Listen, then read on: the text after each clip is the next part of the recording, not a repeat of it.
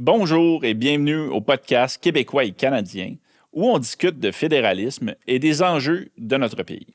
Aujourd'hui, nous avons la chance de recevoir Jonathan Penneau, ex-chef du Parti vert du Canada. On a notamment discuté du système politique en Norvège et de ses politiciens, ainsi que de la nécessité de mettre à jour la Constitution canadienne pour le 21e siècle. Bon épisode.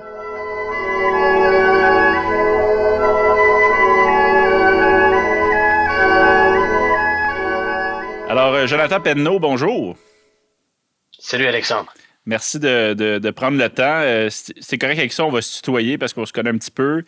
Puis on a à peu près le même âge en plus, fait que ça commence bien. Dis-moi, moi je suis curieux, puis je pense que les gens qui vont nous écouter ne le savent pas, mais tu as une carrière à l'international, tu es présentement en Norvège. Et j'aimerais ça commencer juste par te poser la question, comment est-ce qu'un petit gars de Montréal se ramasse sur la scène internationale à travailler pour un organisme de droits humains en Norvège?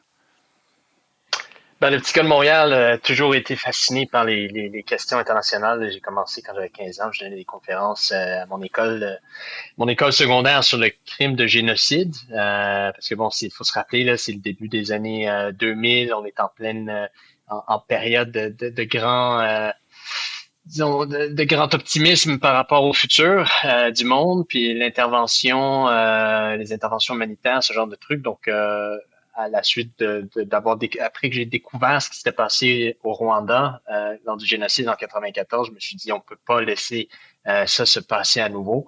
Je me suis engagé socialement. Je suis allé faire un documentaire quand j'avais 17 ans, donc au Soudan avec Alexandre Trudeau, qui est devenu mon mentor un peu en journalisme. Donc j'ai poursuivi comme journaliste pendant quelques années. Et puis ça m'a mené à une carrière à l'international. Là, j'ai bossé pas mal dans des zones de conflit allant du Soudan vers la République centrafricaine, l'Afghanistan, l'Ukraine plus récemment.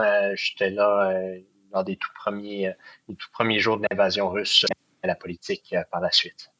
Bon, ben, fait que c'est fascinant. Puis parle-moi un peu, c'est quoi les constats que tu as faits quand tu as travaillé? Parce que tu as passé quand même une bonne partie de ta carrière en Afrique, au Moyen-Orient. Explique-nous comment c'était de travailler dans ces zones-là, des zones souvent en conflit armé, comme militant des droits humains. C'est évident que c'était pas toujours facile. J'ai plein d'histoires sans queue ni tête, puis j'ai accumulé. J'ai été chanceux, j'ai eu la chance d'observer des événements charnières de l'histoire récente de plusieurs pays, que ce soit au Soudan, en Égypte, en Libye, lors des révolutions du printemps arabe en 2011. J'ai dû me faufiler illégalement au Soudan, mentir à les policiers au Venezuela, au Bélarus pour essayer m'assurer que mes sources soient pas mises en danger lorsque je faisais la documentation d'abus des droits de l'homme. Donc, c'est pas facile, mais la chose qui est la plus marquante, sans doute, c'est justement d'avoir la chance de réaliser à quel point on est chanceux quand on grandit au Canada puis qu'on a un passeport canadien. C'est un privilège immense que peu de gens voient ou reconnaissent. Puis c'est pas pour dire que les choses sont parfaites au Canada, loin de là. Mais quand on se promène un peu dans les coins sombres du reste de la planète, force est d'admettre que le Canada demeure un endroit inspirant pour bien des raisons, notamment la paix sociale qui nous entoure. Oui, c'est sûr que ça devait être absolument marquant comme expérience à ce niveau-là. Puis pour les gens, puis je dois l'avouer comme moi, qui connaissent pas beaucoup les mandats de ces organismes-là, pourquoi est-ce que quelqu'un va sur le terrain? Justement, tu parlais de documenter. Pourquoi est-ce que, je sais pas moi, Amnesty International ou Human Rights Watch envoie des gens sur le terrain pour documenter ce qui se passe? C'est quoi que vous faites avec cette information-là? Une grosse partie de mon travail au cours des dernières années, effectivement, pendant 8 ans à peu près, j'ai travaillé comme enquêteur des droits de l'homme pour Amnesty International, puis ensuite pour Human Rights Watch. Et ça, ce sont deux importantes, les plus grosses organisations indépendantes de recherche, de documentation des abus des droits de l'homme qui produisent des rapports qui sont indépendants, qui ont des standards de recherche et aussi de vetting, c'est-à-dire de vérification extrêmement élevés. Cette information-là, ces rapports-là servent par la suite à faire tout un travail de lobbying, si tu veux, là, auprès de différents organismes multilatéraux, que ce soit les Nations Unies, la francophonie, l'OTAN, l'Union européenne, mais aussi des gouvernements, que ce soit le gouvernement américain et français. Donc, au cours de ma carrière, j'ai eu à documenter des abus au Cameroun, par exemple, ou bien au Soudan du Sud, et ensuite à rapporter ces faits-là, non seulement publiquement devant les journalistes, donc dans des entrevues avec des médias internationaux, BBC, Al Jazeera, etc., mais aussi avec des diplomates ou des officiels des ministères qui s'intéressent aux affaires étrangères, que ce soit évidemment le ministère des Affaires étrangères ou bien les ministères de la Défense. Et ça, c'est des organisations, encore une fois, qui sont indépendantes et qui critiquent également, de manière égale, tous les États, quels qu'ils soient. Moi, j'ai bossé au cours de ma carrière sur des abus qui avaient été commis par les forces de l'armée de l'air française, notamment au Mali, dans des bombardements qui avaient ciblé un mariage civil au Mali, notamment. Donc c'est un travail de documentation. Puis c'est évident que dans le monde actuel, où on a énormément d'images, de photos, de vidéos, ce qui sont par ailleurs, loin d'être tous vrais, d'être toutes vraies, ben il faut faire ce travail de recherche et de vérification. Et ça se fait toujours mieux sur le terrain en rencontrant justement les personnes qui ont été victimes de ces abus-là ou qui ont été témoins de ces événements-là. Il y a tout un travail de triangulation qui se fait pour s'assurer qu'on a accès à la bonne information. Donc, c'est un peu de mettre, de recoller un casse-tête, si tu veux. Là. Chaque attaque, chaque événement dans une zone de conflit est éminemment complexe à décortiquer par la suite, surtout a posteriori. Donc, le plus tôt qu'on peut se rendre sur place, le plus tôt on peut passer en entrevue les personnes qui ont vu, qui ont subi, le plus fiable devient l'information qu'on va ensuite transmettre à la communauté internationale dans l'espoir d'augmenter la pression sur les États, sur les individus qui commettent ces abus-là. Donc, c'est un peu ça. Ça, c'était mon travail pendant longtemps.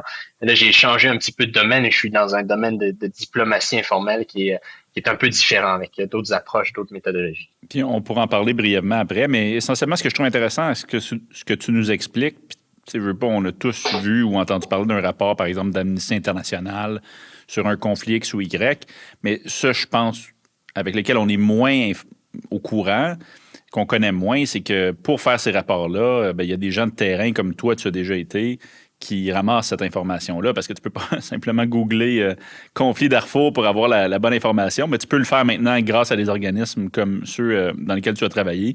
Mais il faut qu'il y ait des gens sur le terrain qui constatent là, ces atrocités-là. Vraiment intéressant. Et dis-moi maintenant, tu parles de diplomatie. Qu'est-ce que le Centre norvégien de résolution de conflits fait essentiellement?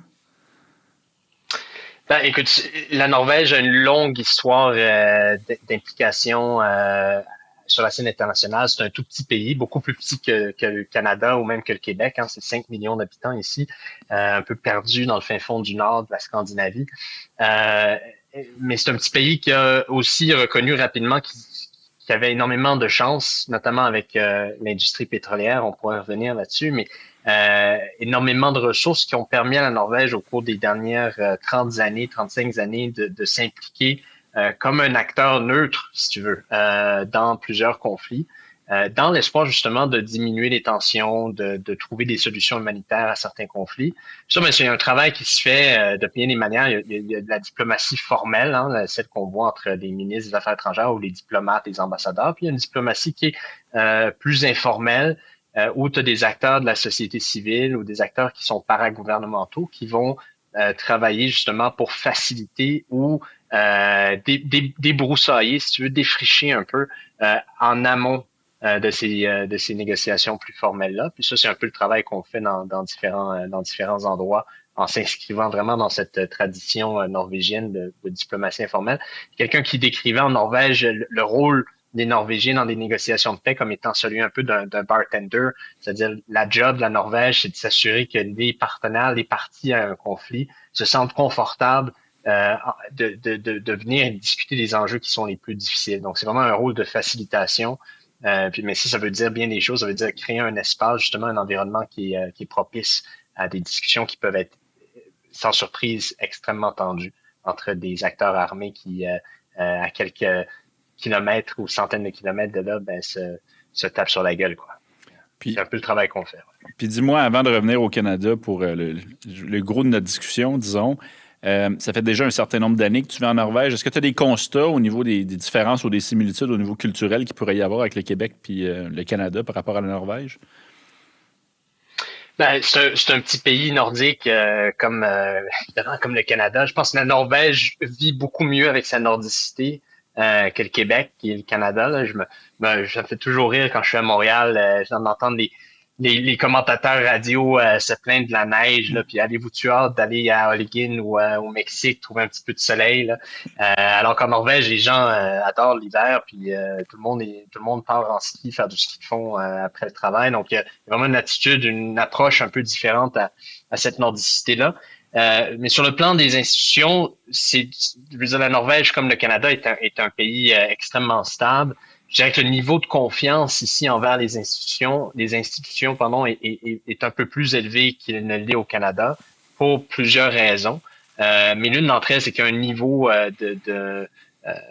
disons, de transparence qui est très élevé et la marge pour faire des erreurs en Norvège, elle est très, très mince. Donc, quand il y a des scandales politiques, notamment, ça prend très peu de choses pour qu'un politicien se voit montrer la porte de sortie ou la prenne par soi-même, souvent. Il y a une culture de la responsabilité que je trouve très intéressante, de laquelle on aurait très certainement à apprendre au Canada aussi. Il y a un concept intéressant ici qu'on appelle celui de dugnad. C'est un peu, ça veut dire la corvée, si tu veux. En français, ça sonne très mal. Mais ici, tout le monde fait des dugnades. On fait des dugnades à l'école, on fait des dugnades dans son bloc appartement. Tout le monde nettoie, tout le monde participe. Et il y a vraiment cet esprit de responsabilisation citoyenne qui est très ancré et très fort toujours en Norvège et quelque chose dont on pourrait apprendre très certainement. Est-ce que la politique est vue comme une corvée ou est vue comme un privilège? Comment est-ce qu'ils perçoivent la classe politique en Norvège? Je te dirais les deux, c'est-à-dire c'est un privilège, mais c'est aussi c'est une immense responsabilité. Puis ça revient un peu à la question de la très faible tolérance envers quelques formes de corruption ou de magouillage que ce soit. Mais il y a aussi une discussion démocratique très saine ici, je te dirais. J'ai la chance de connaître quand même quelques personnes impliquées dans les partis politiques ici. Puis ça m'a surpris récemment.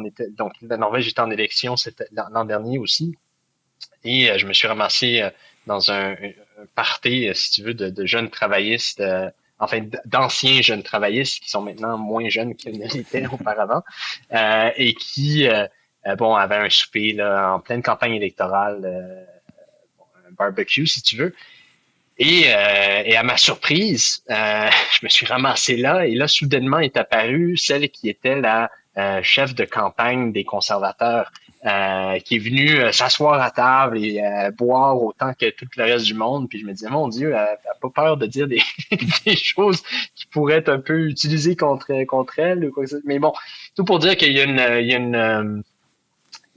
une grande c'est-à-dire la discussion politique en Norvège, elle est beaucoup moins polarisée qu'elle ne l'est au Canada.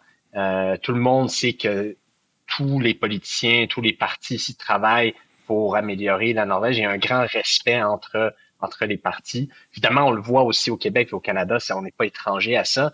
Mais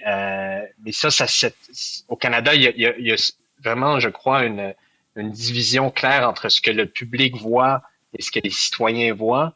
C'est-à-dire, il y a beaucoup plus de collaboration entre partis, entre députés qu'on ne le croit et qu'on ne le voit. Mais ce que le citoyen voit à la télévision, c'est des joutes orales à la période de questions, c'est les attaques frontales des uns contre les autres. En Norvège, c'est beaucoup moins le cas.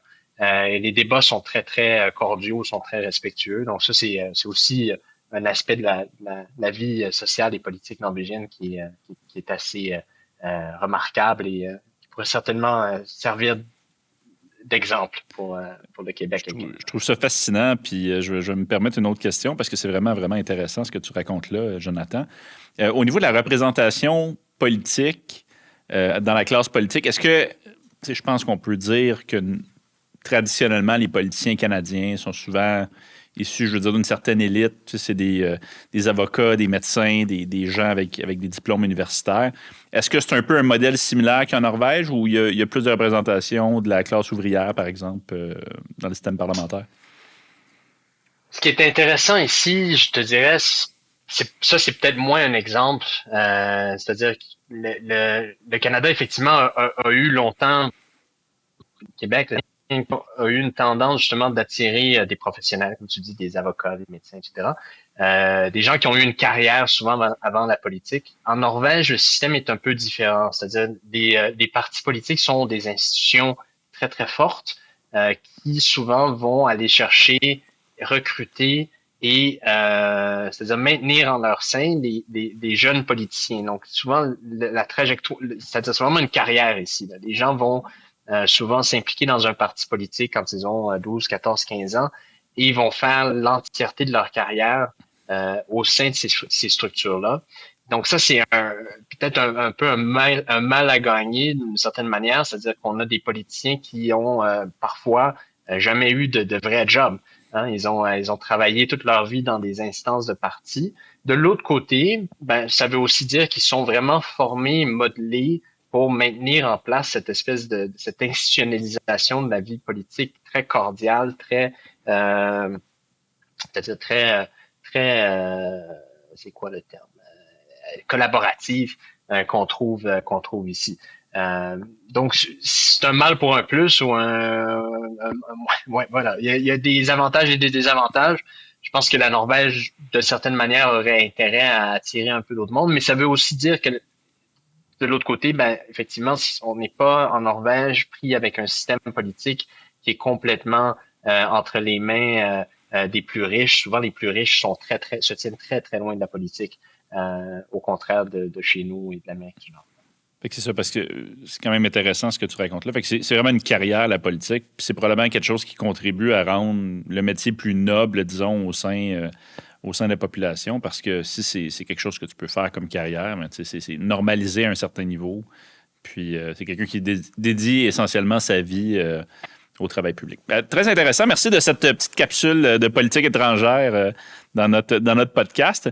J'en viendrai à parler un peu de ton implication politique au Canada, qui, elle, n'est évidemment pas en lien avec la Norvège, quoique peut-être inspirée partiellement.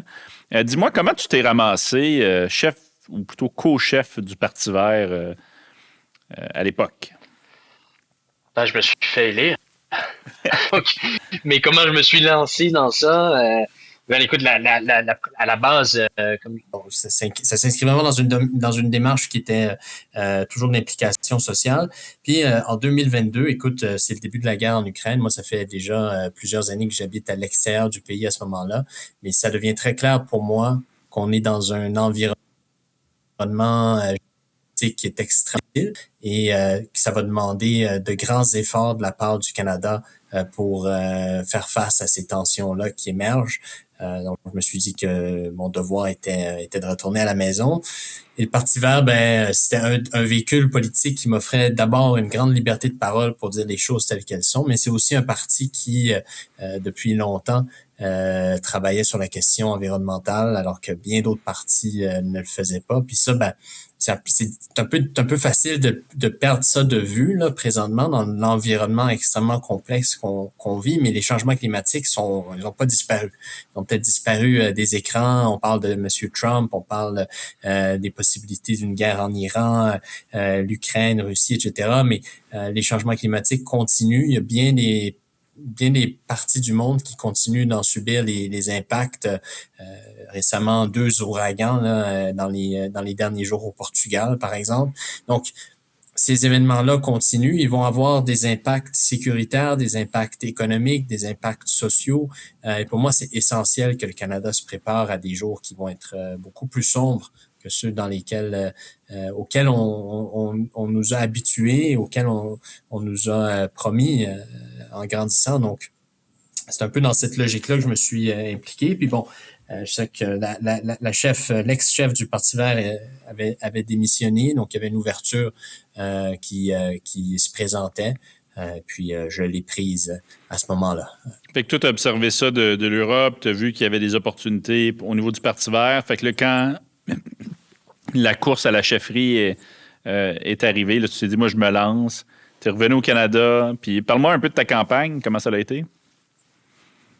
Écoute, c'était extraordinaire de pouvoir rencontrer non seulement les membres du Parti vert, qui est un parti que je connaissais dans une moindre mesure. Évidemment, tout le monde connaît, ou presque tout le monde connaît Elisabeth May. Je la connaissais aussi de nom, là, mais j'ai appris à la connaître, éventuellement à travailler avec elle. Mais la plus belle, la chose la plus intéressante pour moi, ça a vraiment été d'aller de rencontrer des gens un peu partout dans le pays. Tu sais, j'ai fait j'en suis à peut-être mon 75e pays à travailler. J'ai fait mon tour de la planète à quelques reprises pour le travail. Mais jusqu'à ce que je me lance en politique, ben j'étais jamais allé à l'ouest de Toronto.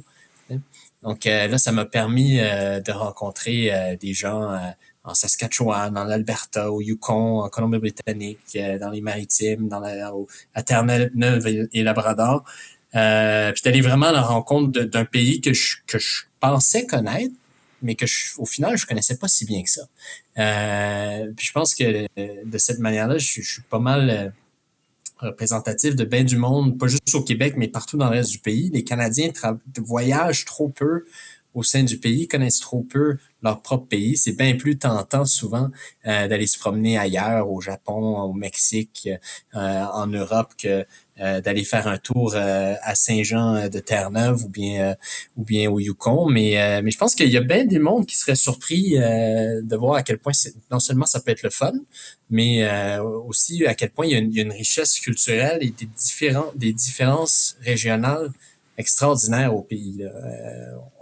On a souvent l'impression que c'est ça. Là. C'est Québec versus le reste du Canada, là, le rest of Canada. Puis c'est un bloc unitaire, là, mais on est loin de l'être. Puis ça a été une belle découverte, tout ça. Ouais, c'est vraiment un constat que moi aussi j'ai fait là, pour avoir été à Terre-Neuve puis avoir été en Colombie-Britannique. C'est pas pantoute la même culture, la même réalité. Fait que c'est pas nécessairement le rest of Canada, c'est beaucoup de petites régions avec beaucoup de réalités régionales. Et dis-moi, après ça, tu deviens chef du Parti vert. Et après ça, la grande campagne électorale. Tu as trouvé ça comment, faire une campagne nationale? Ça a été plein de défis. Là. C'est sûr que comme petit parti dans une élection qui était assez difficile avec de grandes questions, je pense que les Canadiens avaient, à juste raison, été inquiets par rapport à l'avenir du pays. Et dans des cas comme ceux-là, c'est normal que les gens préfèrent les options qu'ils connaissent à celles qu'ils connaissent moins.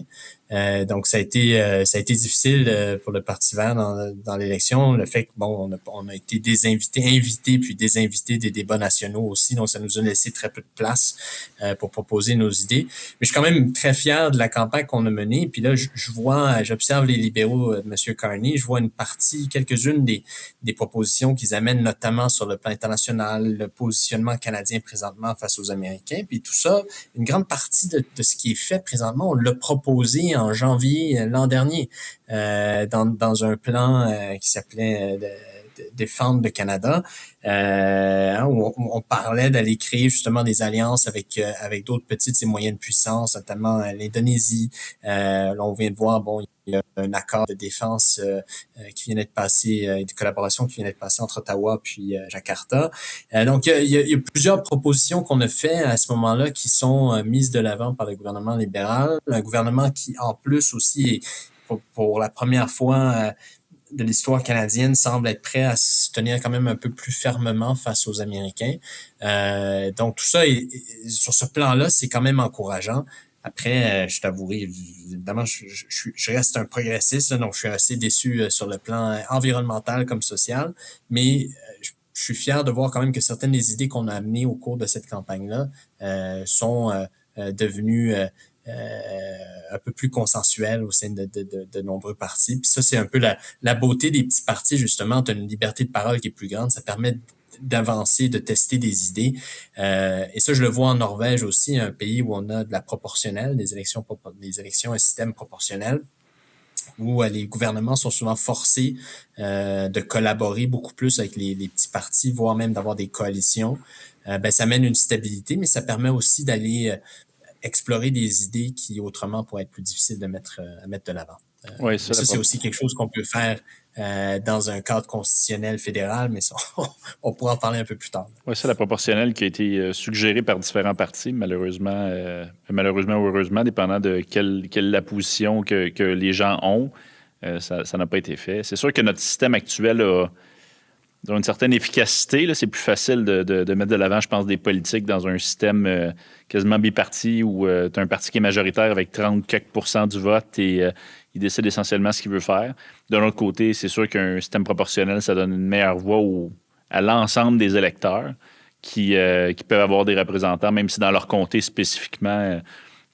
moi, je suis dans le nord de Montréal. Là, je sais déjà ça va être qui mon prochain député provincial et fédéral. Puis la campagne électorale est même pas commencée.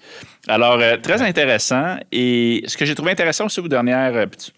Tu en as fait mention aux dernières élections, c'est que ça faisait longtemps qu'on n'avait pas entendu parler de politique étrangère puis de la place du Canada dans le monde pendant une campagne électorale. Je pense qu'on est souvent dans les enjeux locaux, mais c'était bien d'avoir cette discussion-là. Ça faisait changement un peu que le gouvernement fédéral parle de politique étrangère.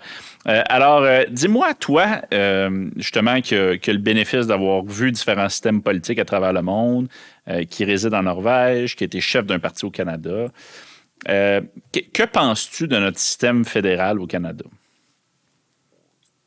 Écoute, il est loin d'être parfait, notre système fédéral. C'est un système qui est défaillant à de nombreux niveaux.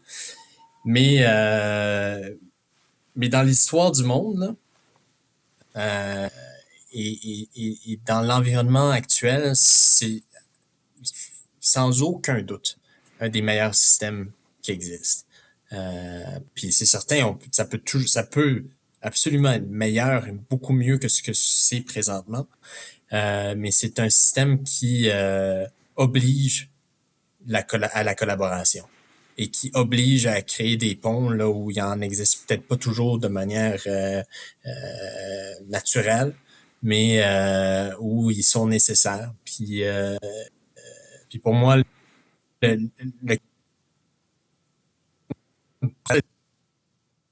pas un pays qui est figé, c'est un projet qui n'avait rien de romantique, qui l'est probablement toujours pas, loin s'en faut, mais c'est un projet qui a qui a un grand potentiel, romantique entre guillemets, c'est-à-dire c'est un grand potentiel d'exemple pour le reste du monde. Puis d'ailleurs, c'est comme ça que le reste du monde voit le Canada. Hein. C'est-à-dire au Québec, au Canada, on le voit peut-être pas comme ça, mais dans le reste du monde, puis pour bien du monde qui sont dans des situations 1000 fois pires que les gens qui souffrent le plus chez nous, hein, des gens qui auront perdu des membres de leur famille parce que les soldats sont arrivés, ont brûlé la maison, ont violé la petite fille, décapité le garçon, puis hein, des histoires comme ça, j'en ai entendu là, mais à pas savoir quoi en faire. Pour des gens comme ça, quand ils regardent le Canada, quand ils regardent que tu peux avoir 2 langues officielles, tu peux avoir des peuples autochtones, des gens d'un peu partout dans le monde, des cultures fondatrices qui existent ensemble, travaillent ensemble. Bon, c'est peut-être pas parfait, mais il n'y a pas de guerre, il n'y a pas de conflit armé, il n'y a pas d'abus disproportionnés. Il n'y a pas d'occupation, comme même parfois le dire certains, ou le penser du moins certains commentateurs. La domination de la couronne britannique, c'est ça. Ouais, entre autres, c'est ça.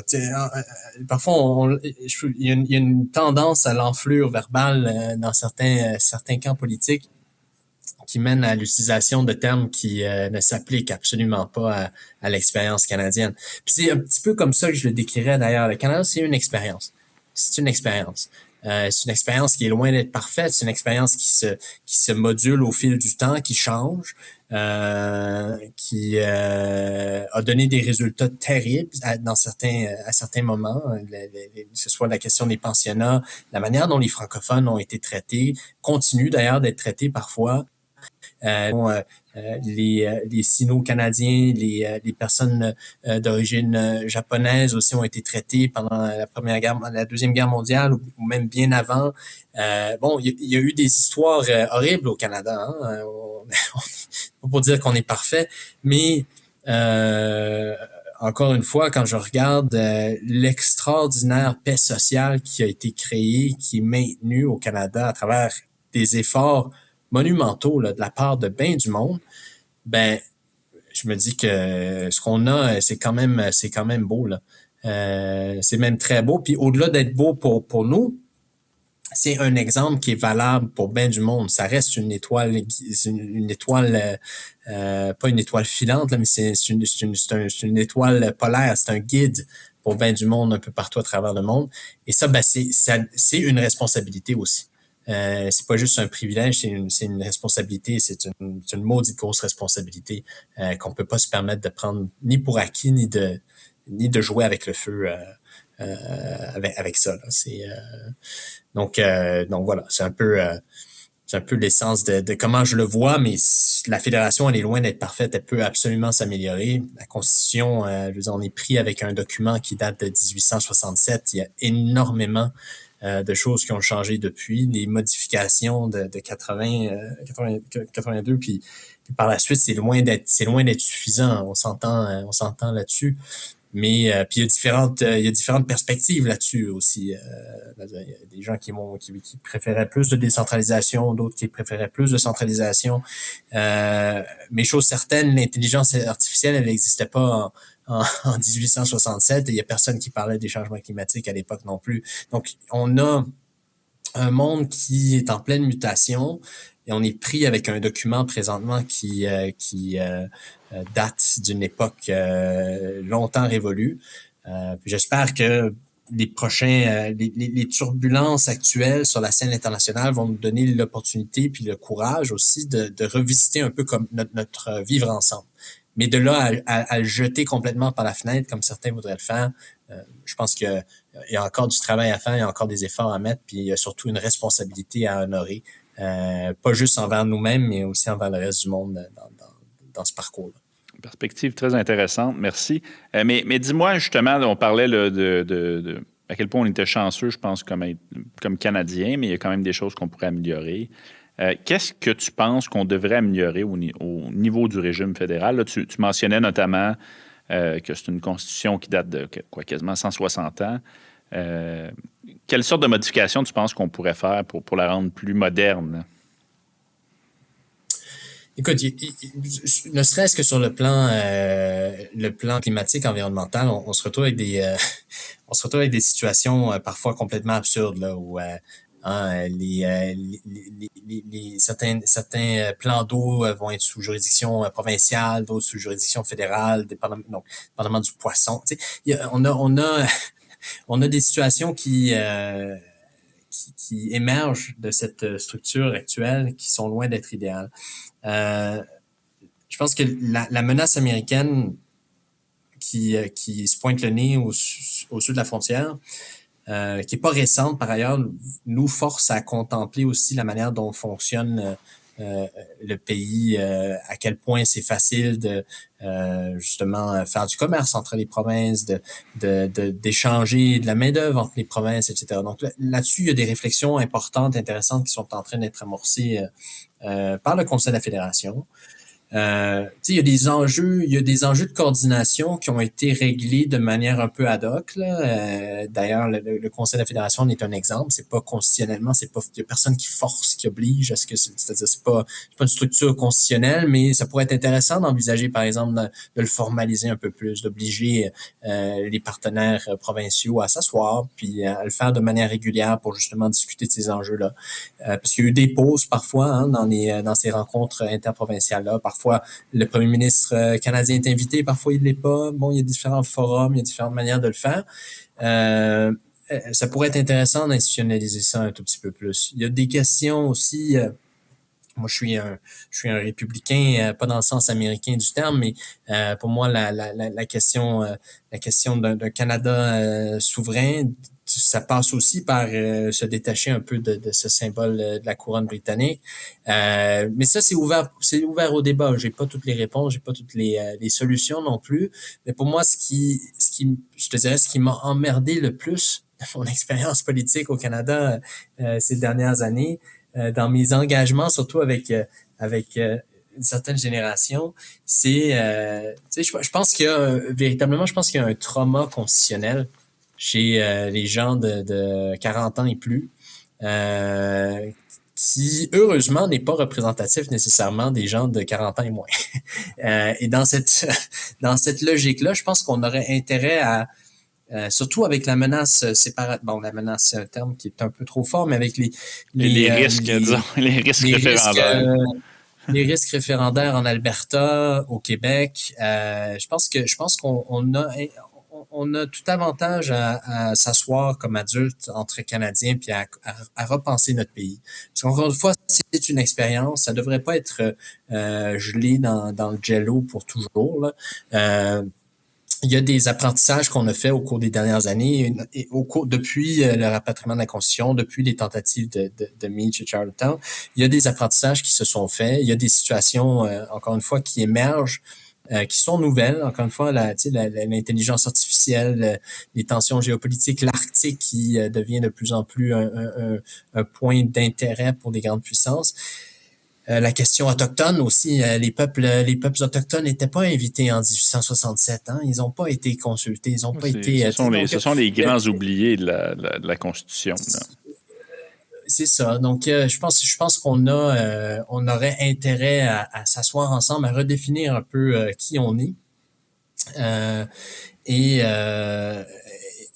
à encore une fois montrer par l'exemple. Parce qu'on est dans un monde présentement où les fossés se creusent et se creusent très, très profondément. Puis au Canada, encore une fois, pas de manière parfaite, pas toujours à succès, mais on essaie, ou du moins on a essayé longtemps, puis on continue d'essayer à créer des ponts. C'est pas toujours facile, c'est pas toujours évident. Puis par évident, j'entends c'est pas toujours l'évidence même qu'on devrait créer des ponts, mais on le fait quand même. Et ça, c'est un exemple qui est puissant dans un monde où les fossés deviennent de plus en plus larges et profonds. Donc, je pense qu'on aurait intérêt à essayer plutôt que de perdre de l'énergie dans l'idée. Puis je dis perdre de l'énergie. Tu sais, je fais pas partie je fais pas partie des fédéralistes qui croient que demain matin le Québec se sépare et que c'est la fin du monde. Je l'ai longtemps été. Je t'avoue, là, tu vois, je vis en Norvège, c'est un pays de 4 millions d'habitants, ce qui se porte très bien. J'ai confiance dans les Québécois. Je sais que les Québécois sont capables de gérer eux-mêmes, puis ils sont capables de créer un pays qui fonctionnerait très bien si ils prennent cette décision-là d'une manière majoritaire, etc. Mais moi, ma question, c'est à quoi ça sert? À quoi ça sert, ça? Dans l'optique où, d'une part, la question de la domination qu'aiment nous faire croire là, des gens comme Pierre Saint-Paul Plamondon et compagnie, encore une fois, je pense qu'il faut qu'on se regarde, qu'on se donne le temps de se regarder un peu. Là. C'est pas Minneapolis dans les rues de Montréal. Là. C'est pas non plus le Congo ou le Soudan. Puis ça l'a jamais été. Puis heureusement. Puis tu sais, on a une paix sociale ici, on a une discussion démocratique qui nous permet de faire avancer nos intérêts puis les intérêts de nos enfants à l'intérieur du cadre canadien, challenger le cadre canadien. Puis d'ailleurs, tant mieux, puis heureusement que le Québec l'a fait et continue à le faire, parce que c'est pas certain que le reste du pays se serait développé d'une manière aussi progressiste sur le plan environnemental, sur le plan social qu'il ne l'a fait sans l'apport du Québec. Et ça, mais ça veut dire que les avantages de cette expérience, de ce sens social qu'ont les Québécois, mais ces avantages-là, ils se sont donc pas seulement étendus à 7-8 millions de personnes, ils se sont étendus à près de 40 millions de personnes. Hein? Quand j'entends des supporters de l'indépendance me parler du Canada comme d'un État pétrolier, puis qu'on serait bien mieux si on sortait du cadre canadien pour régler la question des changements climatiques. Je me dis, mais si le Québec sort du Canada, d'abord, le Québec produit très peu de pétrole. De pétrole, merci. Produit très peu de pétrole. Mais si on sort du cadre canadien, on n'aura aucune manière d'influencer ce que font nos voisins canadiens. Puis les changements climatiques ne s'arrêteront pas à la rivière des Outaouais. Hein? Ils ne s'arrêteront pas non plus à l'Atlantique. Les changements climatiques, c'est l'essence même de la chose. C'est un phénomène qui est mondial. C'est un phénomène qui se règle pas en créant des nouvelles frontières. C'est un phénomène qui se règle en abaissant ces frontières-là, justement, puis en cherchant des solutions qui sont coordonnées, qui sont consensuelles entre les différents États. Et le Canada, le Québec, sait très bien prendre sa place sur ces enjeux-là, le fait et a été et demeure un leader sur le plan de l'adaptation et de la lutte au changement climatique. Donc, voilà, je pense qu'il faut faire attention. Là. On a beaucoup de vendeurs d'histoires, de sornettes là, qui émergent en période de campagne électorale, des gens d'ambition là, qui font miroiter des rêves qui s'appliquent pas nécessairement aux réalités d'aujourd'hui. Je pense qu'on doit... Puis encore une fois, c'est pas une histoire de vouloir faire... Je veux pas faire peur aux gens.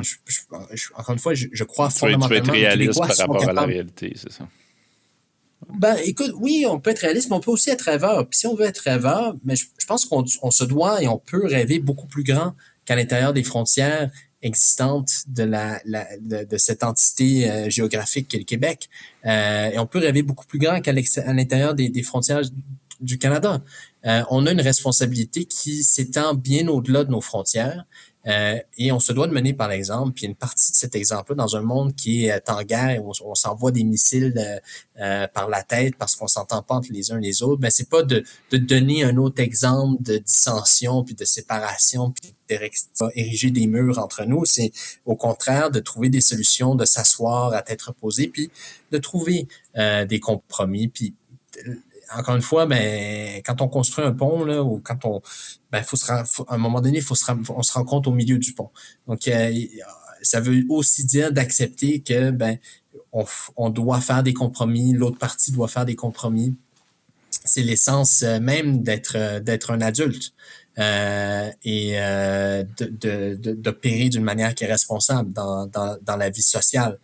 Et je pense qu'on le démontre bien au Québec comme au Canada. Et je vois aucune raison valable de briser cet exercice-là, cette expérience-là. Certainement pas aujourd'hui dans l'environnement géopolitique qui nous entoure. C'est une perspective très intéressante. Puis dis-moi, parce que justement, tu en as parlé, là, l'argument de l'État pétrolier du Canada. Tu étais quand même chef d'un parti écologiste. Est-ce que l'écologie ou la protection de l'environnement est quelque chose qui est propre au Québec? Est-ce qu'on est la seule province qui veut protéger notre environnement? Ben non. Écoute, déjà, si au Québec on était si environnementaliste que ça, j'aurais peut-être eu plus de chances de me faire élire. Là. Pourtant, tout le monde me disait va-t'en en Colombie-Britannique, t'as bien plus de chances là-bas. Moi, je dis non, je suis québécois, je me présente au Québec. Mais bon, blague à part, écoute, ben non, évidemment pas. Je veux dire, le Canada, c'est un pays qui est d'un océan à l'autre.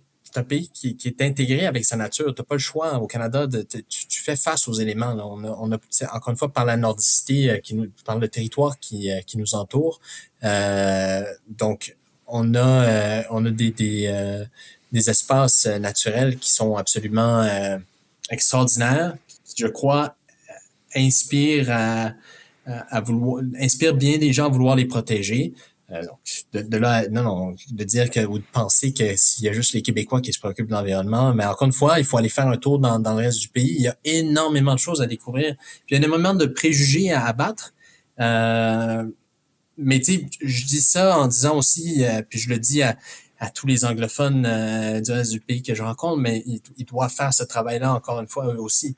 C'est pas juste aux Québécois d'aller se promener dans le reste du monde, dans le reste du pays, c'est aussi aux autres Canadiens de venir faire un tour au Québec, de se familiariser avec la réalité québécoise, la nation québécoise, et de la j'ai un anglicisme en tête, là, mais de vouloir en prendre soin, de vouloir la protéger, parce que ça fait partie aussi de ce qui nous différencie des Américains. Une de nos opinions qui est passée un petit peu sous le radar pendant la campagne électorale, c'était justement de dire il faut pour des impératifs de sécurité nationale, on se doit d'accentuer les sommes qui sont déboursées en apprentissage du français langue seconde dans le reste du pays. Pourquoi? Parce qu'on le voit et on l'a vu dans de nombreuses situations de conflit ou d'occupation, puis on espère qu'on n'en arrivera jamais à ce scénario-là. La maîtrise de langues additionnelles qui sont pas celles d'un occupant, ça peut être utile parfois, notamment pour des raisons de résistance. Donc, il y a la langue française doit être vue comme le trésor qu'elle est par le reste des Canadiens. Puis ce serait faux de dire que c'est le cas présentement. Il y a du travail à faire à ce niveau-là. Puis c'est pas nécessairement aux Québécois d'aller prêcher ce message-là dans le reste du pays, mais les Canadiens doivent aussi faire ce travail-là. Comme nous, on doit faire le travail d'aller à la rencontre aussi de ce qui se passe et de ce qui se fait en Saskatchewan, au Manitoba, dans les territoires du Nord-Ouest. Le nombre de gens là qui ont aucune idée de qui est le premier ministre de la Saskatchewan, par exemple, au Québec, puis vice-versa. Donc, on se connaît trop peu entre nous. Tout le monde, c'est un peu ça la tragédie du Canada, que ce soit au Québec comme dans le reste du pays, tout le monde regarde au sud.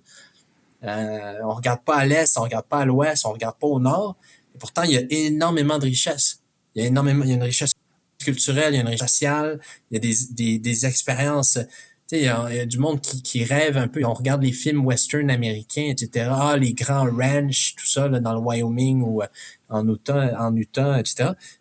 On a des territoires exactement similaires chez nous. Faut aller les découvrir. Il y a une culture, il y a une fierté là aussi de cette expérience-là qui est propre à leur région, puis qui se doit d'être préservée, comme l'expérience québécoise se doit d'être préservée. Tout ça au sein d'une expérience beaucoup plus large qui est l'expérience canadienne, qui est loin d'être parfaite, mais qu'on peut améliorer si on s'y met tous un peu ensemble. Puis revenons brièvement sur la question climatique. Là, je sais que le gouvernement actuel, parle peut-être d'un nouveau pipeline vers la côte ouest. Je pense que la Colombie-Britannique a exprimé une certaine réticence à ce projet-là. L'avenir climatique du Canada ressemble à quoi, d'après toi? Vers où doit-on s'en aller? Surtout dans le contexte où aux États-Unis, ils ont décidé de pratiquement abandonner tous les objectifs là, dans ce sens-là. Au niveau de l'action climatique, le Canada doit, je pense que le premier ministre l'a bien exprimé à Davos là, tout récemment, le Canada a intérêt comme puissance moyenne à faire front commun avec d'autres pays. Puis ça, c'est pas juste sur le plan environnemental, c'est aussi sur le plan démocratique, c'est sur le plan de la souveraineté, le plan de notre capacité à forger une voie pour nous et pas être forcé dans une direction ou une autre par Beijing, Moscou ou Washington. Et ça, ça va être essentiel à l'action climatique. Pourquoi? Parce que, encore une fois, on parle ici d'un défi qui est global, c'est un défi qui concerne tout le monde à différents degrés dans les médias, mais qui va éventuellement avoir des graves pour l'ensemble de la planète. C'est déjà le cas, puis on le voit déjà dans plusieurs parties du monde, comme je le disais tout à l'heure. Donc, le Canada a intérêt, dans le moment présent, à garder un œil sur cette question environnementale et à mettre les bouchées d'eau pour se libérer de cette dépendance aux énergies fossiles. Pas juste en termes d'assurer puis d'agrandir notre propre sécurité ici au Canada, mais aussi justement pour réduire un peu l'impact dans les années à venir des changements climatiques sur les communautés canadiennes. Puis cet impact-là, on l'a vu, puis on continue à le voir par les feux de forêt, les inondations, les glissements de terrain, les coûts d'infrastructure que ça occasionne, ils sont pas négligeables. Donc, pour moi, je pense que c'est vraiment important dans le moment présent de pas perdre de vue l'importance des changements climatiques. Mais je comprends de l'autre côté, puis je pense que ce serait idiot de pas l'être ou de pas le faire, Je comprends de l'autre côté que là, on fait face présentement à une multitude de crises qui sont causées par différents acteurs. Nos voisins au sud en font partie.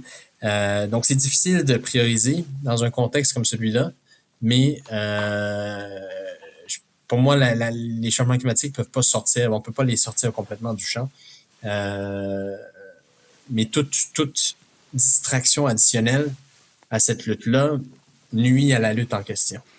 Donc, si le Canada, en plus, faire face aux Américains puis à ce qui se passe en Alberta, etc., doit en plus faire face à une éventuelle séparation du Québec, là, je pense que tu vois l'agenda climatique qui est déjà peut-être au niveau 15 là, des 20 priorités, ben va descendre peut-être au dernier niveau. Tu sais. Et c'est là où ça devient un peu complexe. Et dis-moi, en terminant, si des jeunes qui nous écoutent puis qui désirent s'impliquer socialement, que ce soit droit humain, que ce soit écologie, je pense que tu as une belle carrière d'activiste ou de militant derrière toi pour différentes causes sociales. Où est-ce que tu recommanderais aux jeunes dans la région de Montréal ou au Lac-Saint-Jean qui veut faire une différence au niveau social ou écologiste? Où est-ce que ces gens-là commencent? À leur école, dans leur milieu, je pense que, tu sais, il y a beaucoup, les enseignants présentement sont sous énormément de pression, là, puis ils ont la job la plus difficile au monde. Mais moi, il y a aucune manière si j'avais pas eu les enseignants que j'ai eus, particulièrement à l'école secondaire. Des gens qui étaient curieux, mais qui m'ont encouragé justement à aller un peu plus loin que nécessaire, tu sais, puis qui m'ont challengé de cette manière-là. Donc, pour moi, l'école, les enseignants, le filet social, le tissu social qui existe autour de l'école, c'est un incubateur de ces idées-là. Ça doit pouvoir l'être. Et je pense que ce l'est déjà. Puis je pense que les professeurs aujourd'hui qui en arrachent, là, c'est une job. Quel job du chapeau bas à tous les éducateurs qui écoutent, là, tous les enseignants qui écoutent. Ben, ce travail-là, il doit pouvoir ce travail-là, ces enseignants-là, je pense, ont la capacité d'aiguiller les jeunes dans tout plein de directions qui vont être intéressantes et pertinentes pour leur communauté. Très intéressant. Fait que si on fait un petit récapitulatif, je pense que j'ai trouvé très, très intéressant qu'on ait pu discuter un peu de la comparaison avec le modèle norvégien, puis aussi de réitérer à quel point on est chanceux au Canada, même s'il y a des choses à améliorer. J'ai bien aimé, par exemple, l'idée que tu as suggérée là, au niveau climatique, de revoir la division des compétences pour être plus logique. Pour pas que le poisson il change de juridiction entre le début et la fin de sa journée. Et également, bon, évidemment, là, d'abattre la monarchie, de changer notre régime. Ça, c'est un autre paire de manches, mais je peux comprendre pourquoi ça vient de ça. Merci beaucoup pour ton temps et bonne continuation en Norvège. Ça fait plaisir. Merci à toi. Puis bon travail. Merci d'avoir été avec nous aujourd'hui. Si vous avez aimé l'épisode, abonnez-vous et laissez-nous des commentaires pour qu'on puisse s'améliorer. À la semaine prochaine.